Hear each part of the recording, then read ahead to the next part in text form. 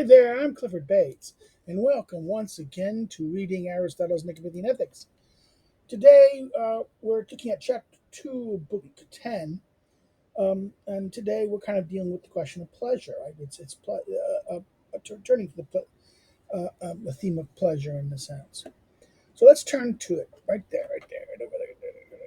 Chapter 2. Now, Eudox is who the philosopher of Syndos, best known for his students in geometry and astronomy, thought that the good was pleasure, because he saw that all things aim at it, being both rational and non things both rational and non-rational, and that in all cases, what is choice-worthy is what is fitting. Now, to epike, which is mean decent, equitable, elsewhere translates equity. This is, what is epike, epike,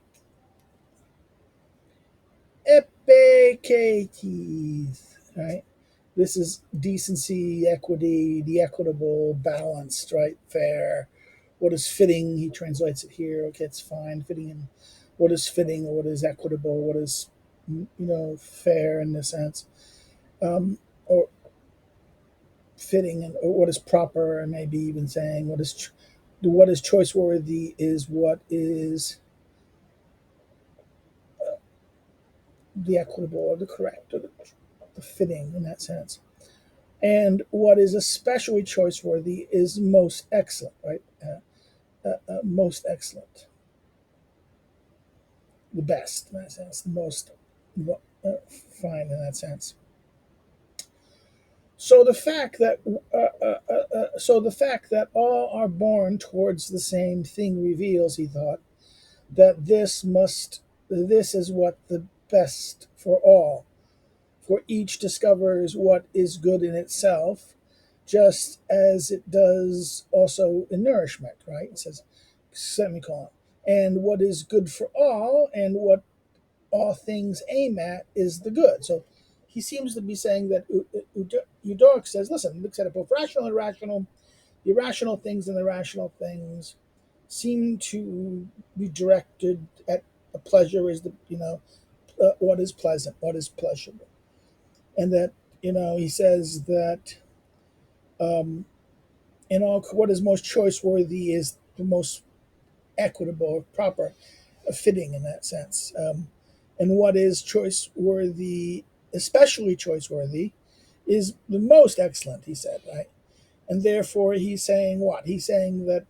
The argument seems to be that everything aims at some towards this aims towards it, goes towards a direction. Therefore, it must be the good, right? It must all things, and what is good for all, and what all things aim at is the good, right?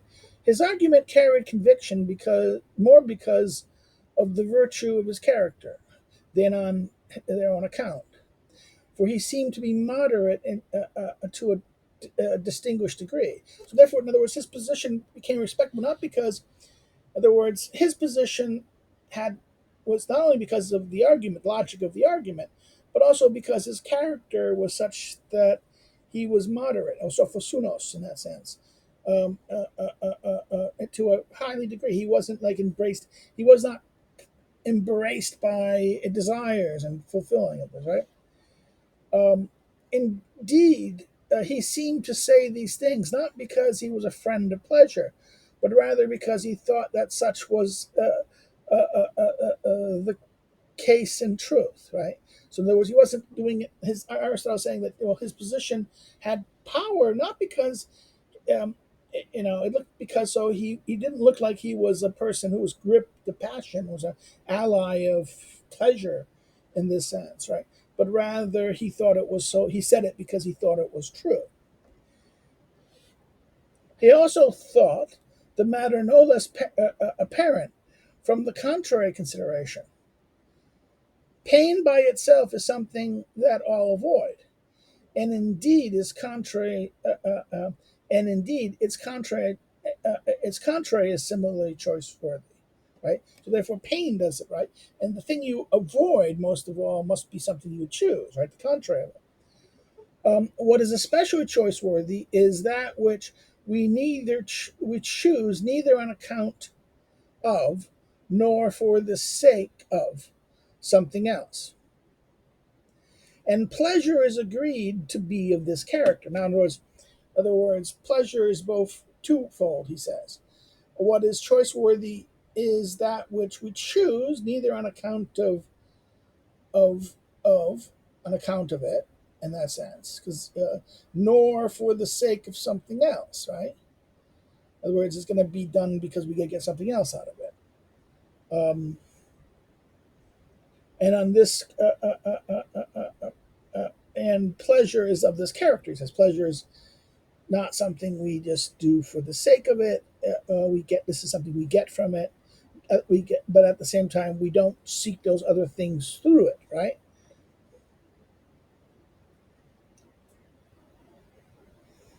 For on the grounds that pleasure is by itself choice-worthy, nobody asks for the sake of what someone feels pleasure. Nobody asks. No, on the grounds that pleasure is in itself choice-worthy, nobody asks for the sake of what someone. Why did you feel pleasure? He's saying no one asks that question because everyone knows it realizes that it's okay. It's not, you know.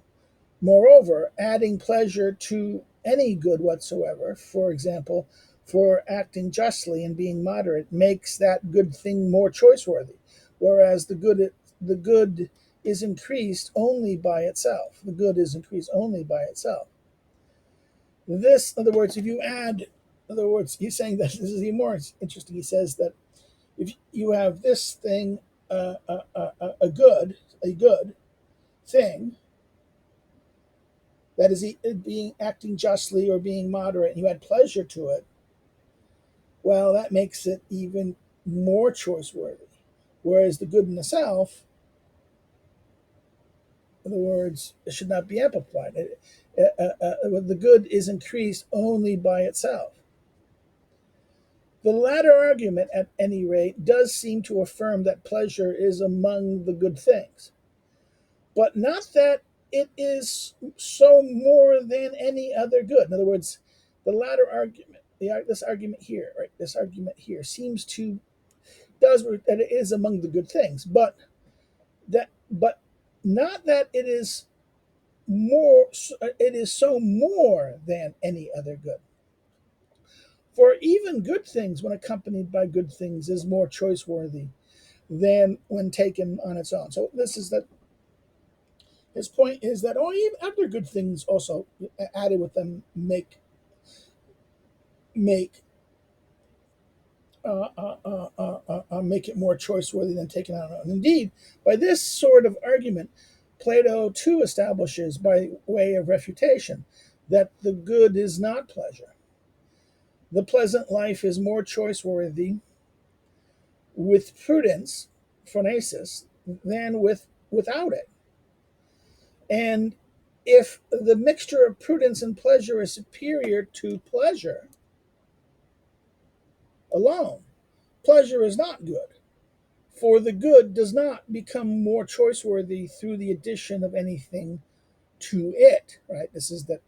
This is considered Phaedo Fiblius 20e to 22e and 60a in the following passage. Right? This is the Philibius.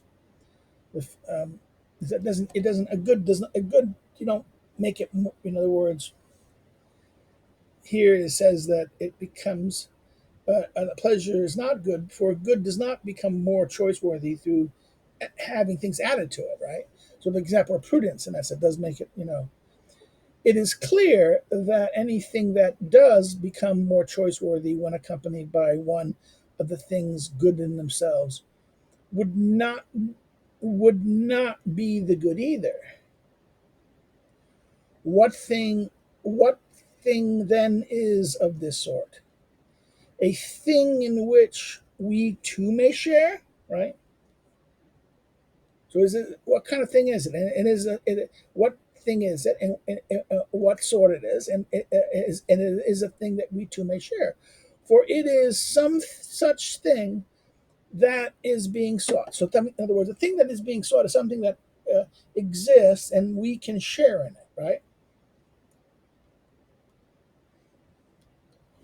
Those who hold the opposed view that a good is not what all things aim at makes no sense. So therefore, the opposing view is not everyone's going to aim at. The good is not what all things aim at. This makes no sense. For what is held by all to be the case is what is asserted to be so. And since who and one who denies this conviction would hardly speak in a manner apt to produce greater conviction. In other words, he's saying something else, that this is not going to be in. First of all, everyone seems to believe this, right? It is held to be the case. In other words, it is held to be the case that this, and one who denies this conviction will hardly speak in a manner that produces conviction, agreement. This was because so many, it's going to be hard to argue against it because with any real conviction, persuasion in this sense, because he says all what is held by all in this to be the case, right? For if it is only things devoid of intelligence, nous, intellect, right? Intellect, devoid of intelligence that strive for pleasure, what they say would make some sense. So if it was only the unirrational, the things that are not things devoid, only things that devoid of intelligence that strives for pleasure, what they say would make some sense. But if intelligent ones that have mind, do too, how would they make any sense? And perhaps even in the base animals, the base things, the base, there is some naturally good that is superior to them, and that aims at the good proper to them. Now, for stronger than, this is, or perhaps krititon, stronger than, this is a text to speak, superior to, or stronger than, that the good that is stronger. This is because the Greek word is kriton, so superior to, stronger to them, and that aim at the good. So there's something, in other words, even in the base animals, the base. See, he uses they add the word animals. That's not in the Greek. So the base. So if is it not only the argument is we're talking about animals, the pleasure, intelligence versus, but he would say even the base. I think he's trying to say that even the base, there is something naturally good that is superior to them or stronger than them that aims at the good. So I disagree with the using of animal here. I think he means anything, any being, anything or being. That there's in other words, even the base things, base people, base action, either animals, actors, animals who, anything that can have the action of choosing, being the opposite of kalos, being good, it's bad, the bad things, even the bad things, even the bad things, there is some natural good that is superior to them or stronger than them, and that aims at the good proper to them. In other words, even in bad things, there's a good that is there that they aim at. That is either stronger than, superior to, or stronger than them. That aims at the good proper for them in that sense.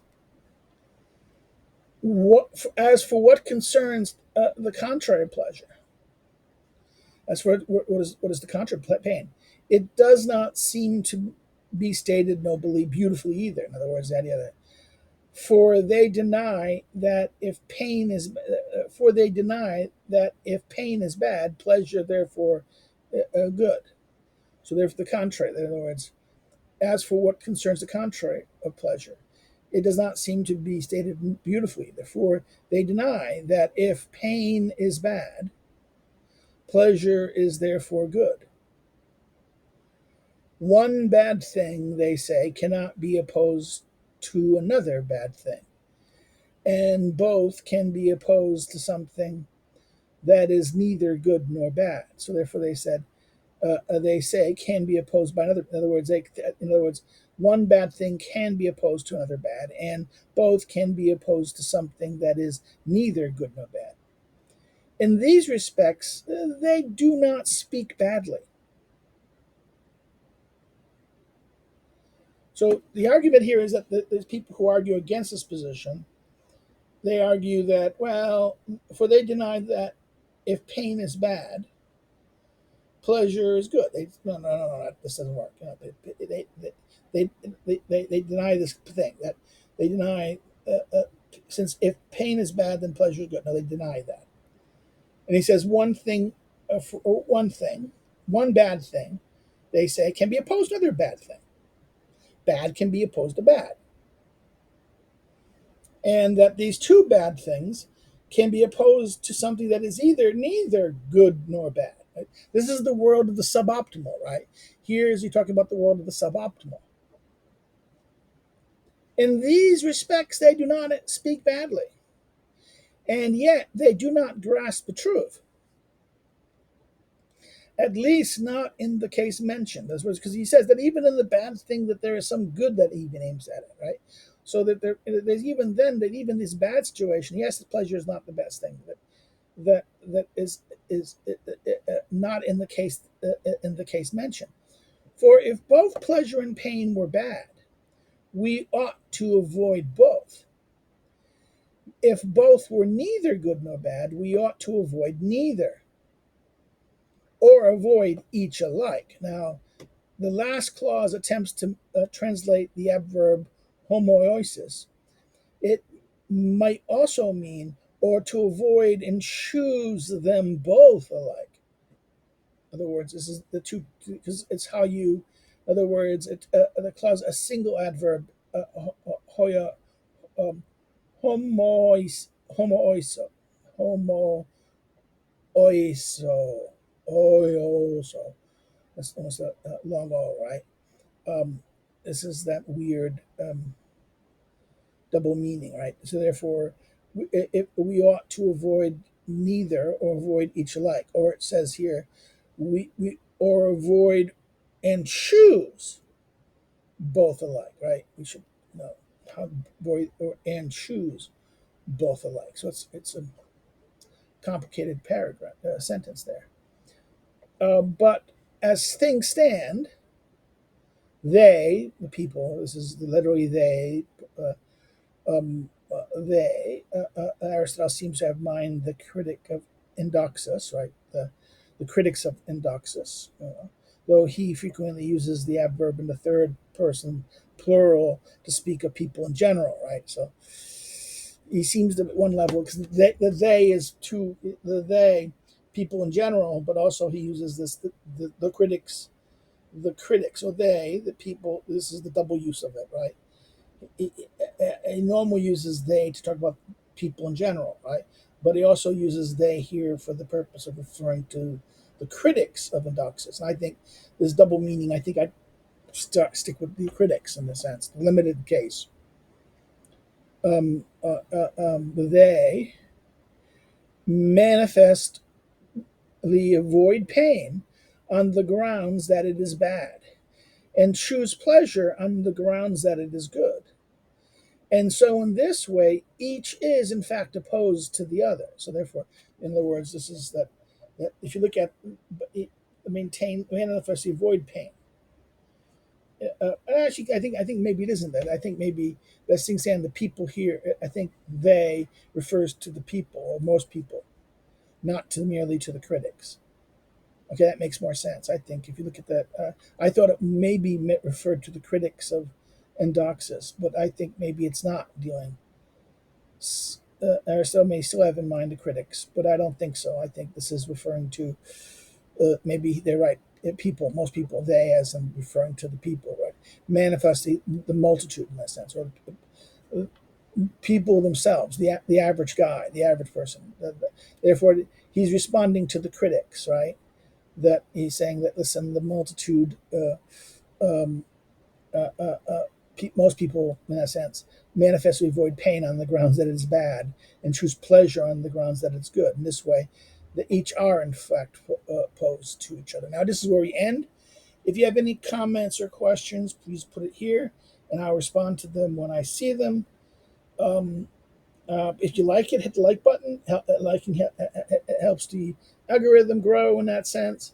If you didn't like it, you can always thumbs down it in that sense. Please but say why in the comments. That way everyone can benefit towards it. If you've not subscribed, please consider subscribing. If you're share the video. If you like the video, share it. Share it far and wide. Share it in your social media. Share it about. Again, all this stuff, subscribing, liking, and sharing helps increase the algorithm and bring these videos to the attention of people that might not come across it, or when they're searching, they come across it faster in that sense.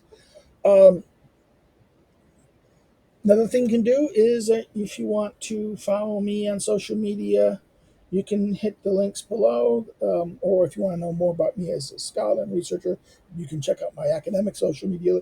You might check out my research via my academic social media links that are listed below the social media links. And if you want to help me to do what I do in this sense, you can contribute in that sense through the links to Patreon or Subscribestar, or you could buy one of the books that I listed below through either your local bookstore or an online distributor such as Barnes & Noble or Amazon or whatever, Libris, or even the publishers themselves. Well, that's it. Well, I'll turn next to chapter 3 next time we see each other. So take care and have a nice day. Bye.